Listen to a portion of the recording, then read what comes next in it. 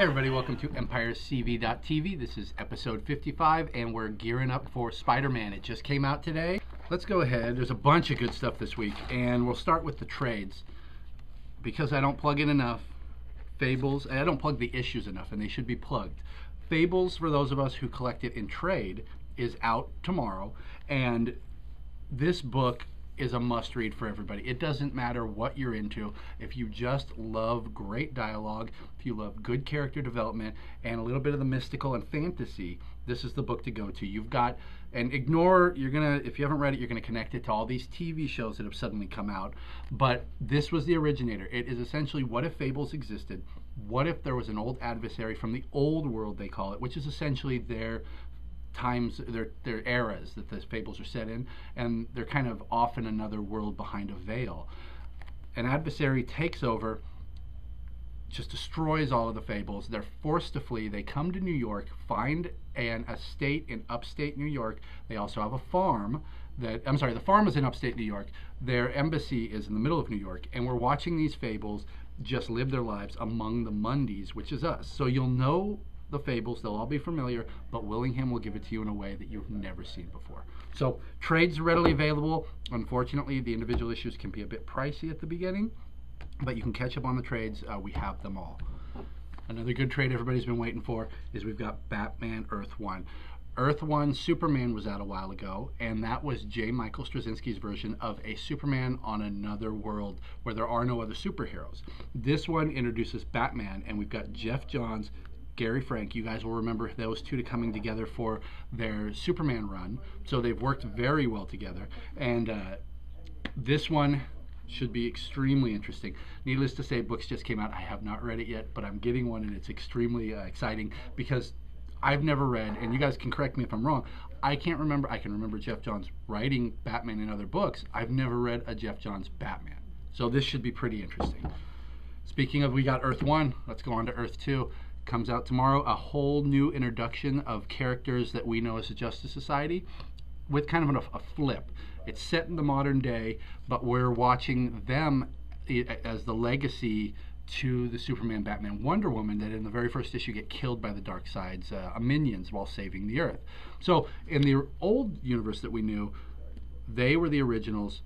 Justice League was kind of a legacy to them. This time they're flipping it and doing a really good job on it. This one also made the news quite a bit for issue number 2, but there are plenty on the shelf as well. Detective Comics is coming out. Batman as a whole is still selling the best for DC for me. It doesn't matter which Batman title, they're all doing really well, and Batman himself is on top and extremely popular again. This one I'm going to show you, but I'm honestly not too excited about it, but I know a lot of people are. It's Wolverine number 310 by Jeff Loeb and Simone Bianchi. They're back. They're the ones that killed off Sabertooth this last time. They're bringing him back. So a lot of you guys are real big fans of Simone. I like Simone, actually. He's got a really neat style on him. So that one comes out. There's also a really neat variant with Sabertooth on the cover. Ozymandias, Watchmen has been phenomenal. Despite my initial hating, they've all been great books, and this one is no exception. You've got Len Wein, Jay Lee, and this one delves into Ozymandias from when he was a child. They start at his parents coming to America and him growing up, and really go into just what a badass this guy is, from not only being an absolute genius, but rising from the top or the bottom, starting with nothing, moving his way up, not only mentally but physically, because as you guys remember in Watchmen, he was a formidable fighter. They show you how he got that way, and the artwork by Jay Lee is really second to none. We can just open that up on the first page. It's just beautiful. It's really, really neat. And for all you Marvel fans, I know we've been mostly DC here today. AVX comes out. The Phoenix Five are out there changing the world for the better in their eyes. Nobody on the X-Men really seems to be questioning it too much. The Avengers are still on the run. Wanda's back. Wanda can actually hurt these guys, the most powerful mutant on the planet. It kind of puts the fear into them. And in this one, they're hunting down the Avengers, and more importantly, hunting down Wanda. And we really get to see what Wanda can do in this, and just how powerful her abilities are versus the Phoenix. So that one continues.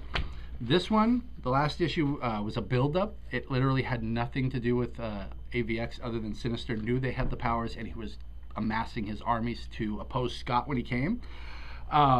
This one still literally has nothing to do with it. It is yet another build-up, but at least the Phoenix Five appear over Sinister's headquarters at the end of the issue. Sorry to ruin that. You should put spoiler or something. But it's still a good read. Gillen is a great writer, but 2 issues to get there? I don't know. Seems a little off. But, you know, he's got his hands full. He's got other things going on. His Thor is incredible. So that's about it, guys. Stay tuned for more information on a reading program we're going to work on. I know, what's a reading program? I don't know. What is a reading program? It could be anything, but you guys will find out. Don't forget Amazing Spider-Man tonight at 8:30. Tomorrow we're closing early for the 4th, and enjoy your holiday, everybody.